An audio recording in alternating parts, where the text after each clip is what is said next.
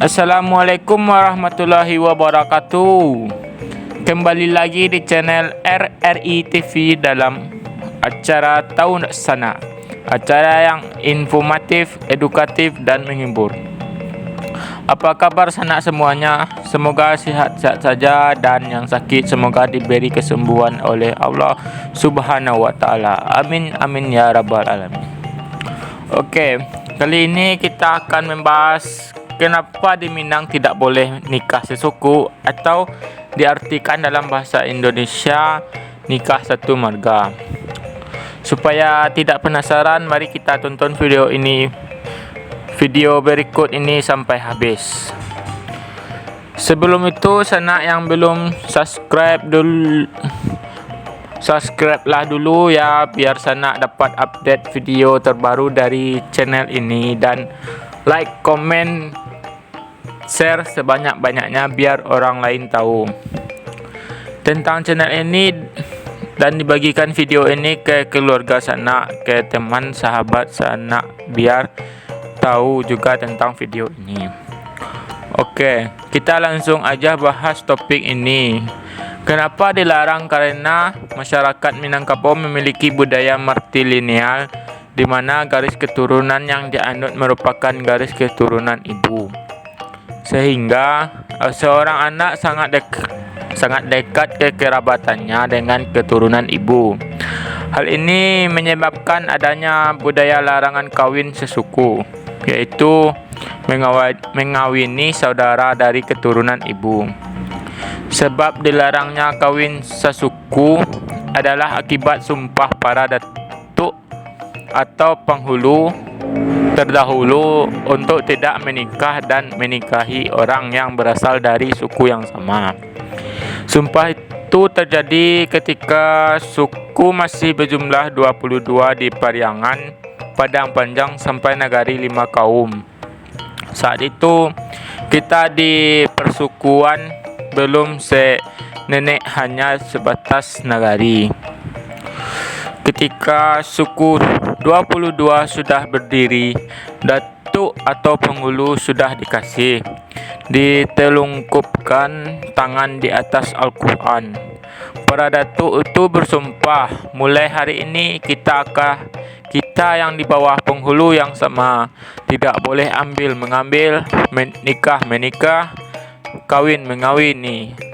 Lalu mereka membaca Al-Fatihah, kemudian ditutup dengan membaca doa. Meskipun dalam adat istiadat Minangkabau melarang nikah sesuku, akan tetapi agama Islam memperbolehkannya. Kawin sesuku yang dimaksud di sini adalah suatu hubungan pergaulan dan perkawinan atau pernikahan yang dilakukan antara laki-laki dan perempuan Minangkabau yang masih hubungan satu suku atau satu marga. Misal, si A menikah dengan si B yang sama-sama bersuku jambak, satu penghulu maupun beda penghulu. Adat Minangkabau tidak pernah mengharamkan menikah sesuku, tetapi adat melarang. Antara mengharamkan dengan melarang itu berbeda.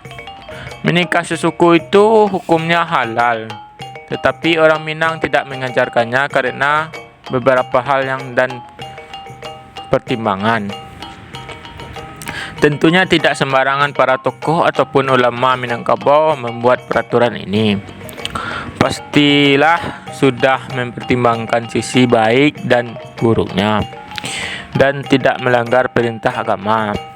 Apabila lebih banyak mudaratnya atau sisi buruknya, itu tak masalah dilarang karena tidak diharamkan oleh agama. Menjadi masalah apabila sesuatu yang diharamkan agama tapi dihalalkan oleh adat dan itu tidak ada di adat Minangkabau. Menikah sesuku menurut logika hukum Minangkabau tidak baik.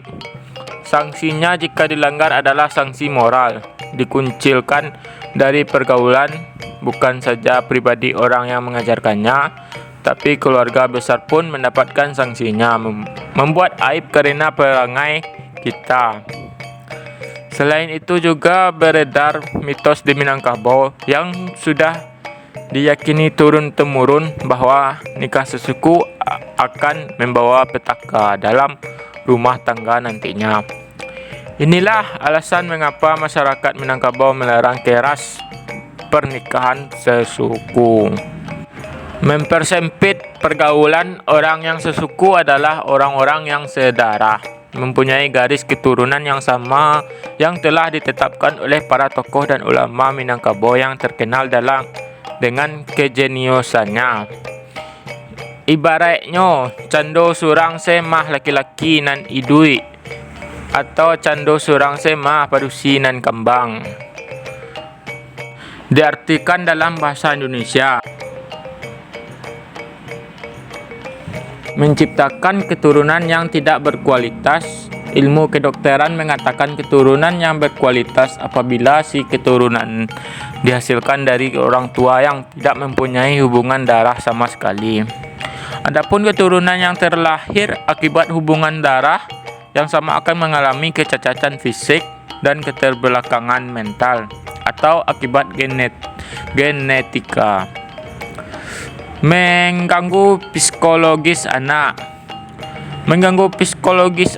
akan terganggu akibat perlakuan rasis dan kuncilnya teman-teman sebanyaknya bahkan orang sekampung. Hal ini mengingat tidak dianggapnya orang tua di dalam kaum kerabat dan masyarakat. Kehilangan hak secara adat. Pasangan yang menikah sesuku akan dikuncilkan oleh sukunya, tidak dibenarkan duduk di dalam sukunya, dan juga tidak diterima oleh suku-suku lain di wilayah atau luar daerah. Bahkan bekas tempat duduk mereka akan dicuci oleh masyarakat. Ini mengabarkan betapa buruknya mereka di mata masyarakat. Lelaki yang melakukan kesalahan hilang hak memegang jabatan atau menjunjung sako yang terdapat dalam sistem adat perpati, sedangkan perempuan akan kehilangan hak atas segala harta pusaka suku.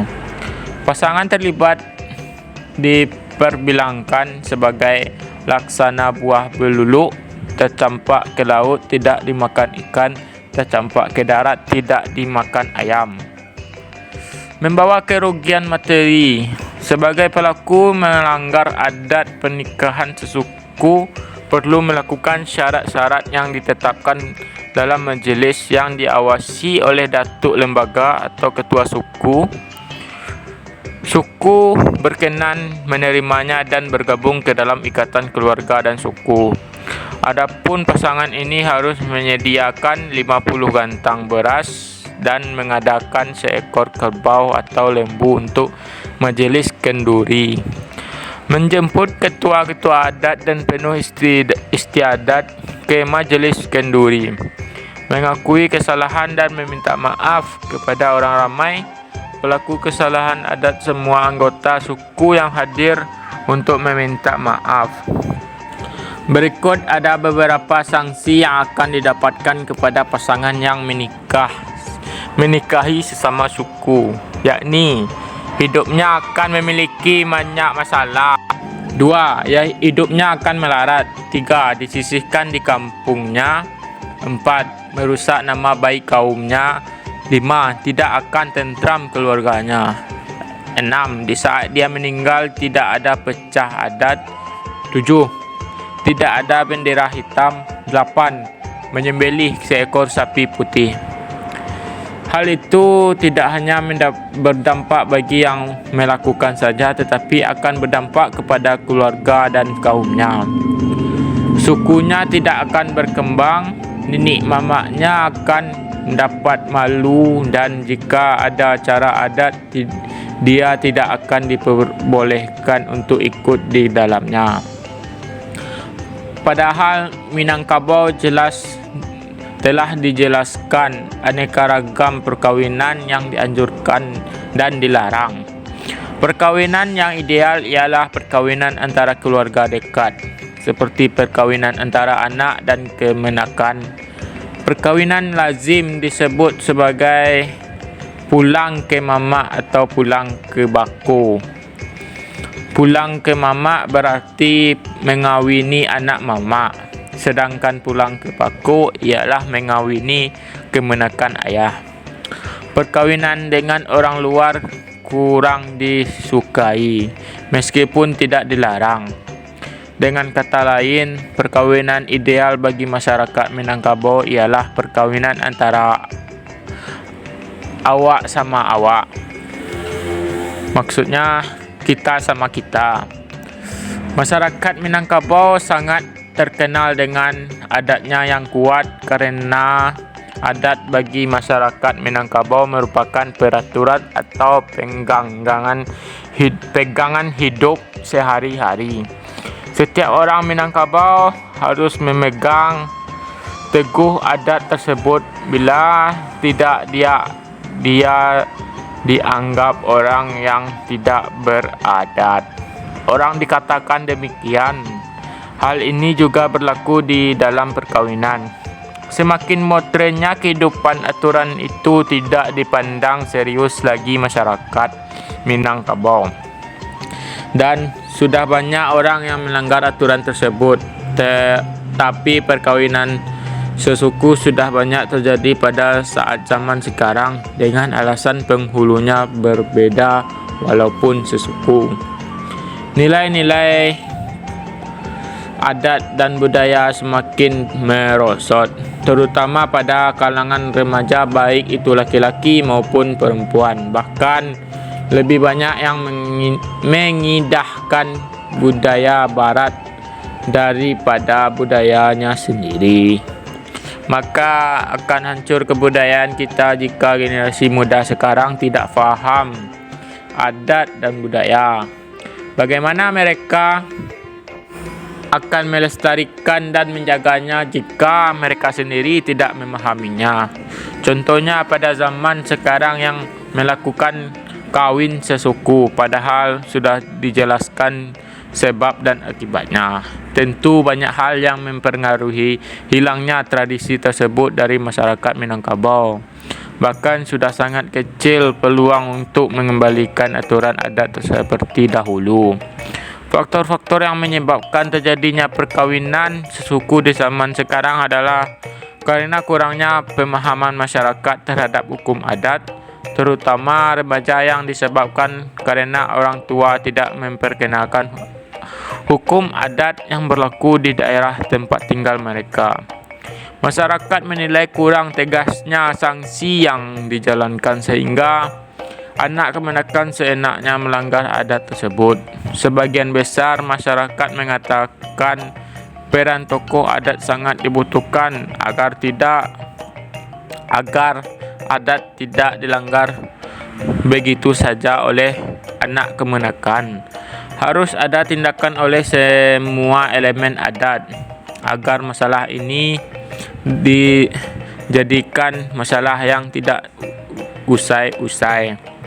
Agar para pemuka adat di berbagai kenegrian di daerah Minangkabau sering mengadakan penyuluhan adat mengenai perkawinan dan larangannya, agar anak kemenakannya mengetahui dan tidak melupakan aturan adatnya. Demikianlah bahasan kita kali ini. Sampai jumpa di video lainnya. Dan jangan lupa like, komen, subscribe, dan share sebanyak-banyaknya biar orang lain tahu tentang video ini. Kami akhiri dengan wassalamualaikum warahmatullahi wabarakatuh.